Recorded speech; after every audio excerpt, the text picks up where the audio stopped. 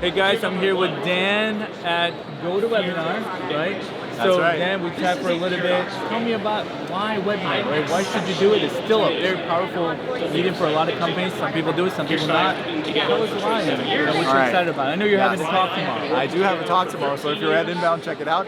Otherwise, for me, webinars, the good thing about webinars is this is your opportunity to actually go be face-to-face with people at scale, right? So the average time people spend on a webinar is 61 minutes.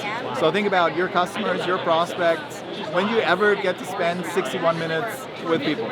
So right here at Inbound, right, I might have a customer swing by for like 10 minutes, 15 minutes. If I have a prospect and they download an ebook, they might not engage with the ebook at all, or they might spend a couple of minutes, right? So this is an opportunity to really understand and engage with people and get a two-way conversation going. And especially if you're in B2B, in a lot of cases, though, B2B websites are not the most engaging thing ever, right? So a lot of them are very corporate, not super personal.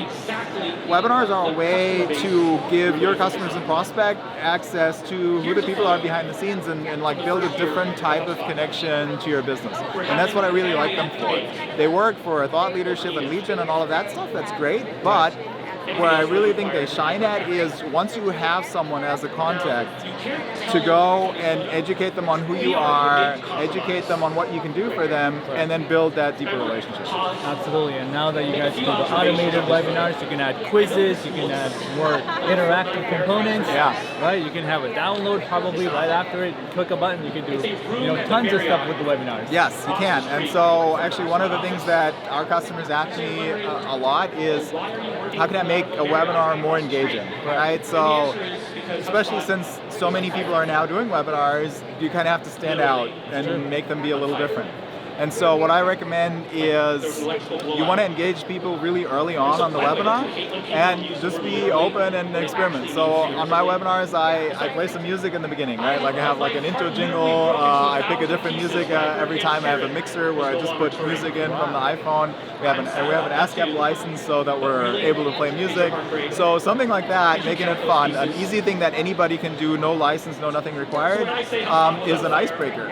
So as you start in your webinar, have like some simple question that really anybody can answer. So an example for that, I had a webinar where I talked about video and how to include video in webinars. And my icebreaker question was a big picture of David Hasselhoff in bathing shorts. And the question was, hey, when you were a kid, what was your favorite TV show?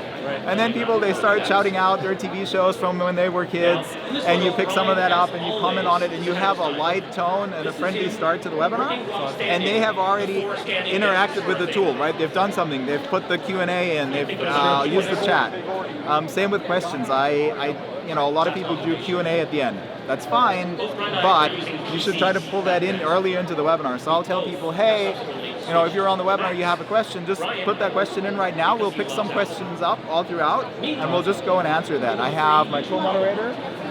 She's standing over there looking at our phone.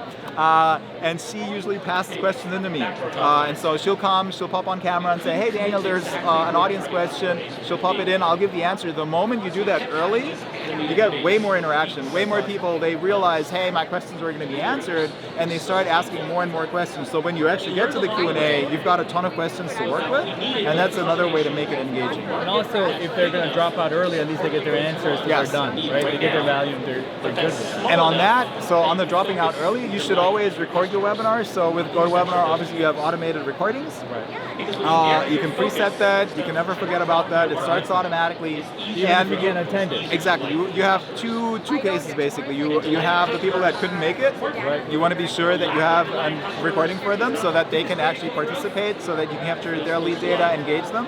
And the other thing, even the people that have attended, usually the number one question you get on the webinar is, hey, can I get the slides and can I get the recording? So you want to make sure you record.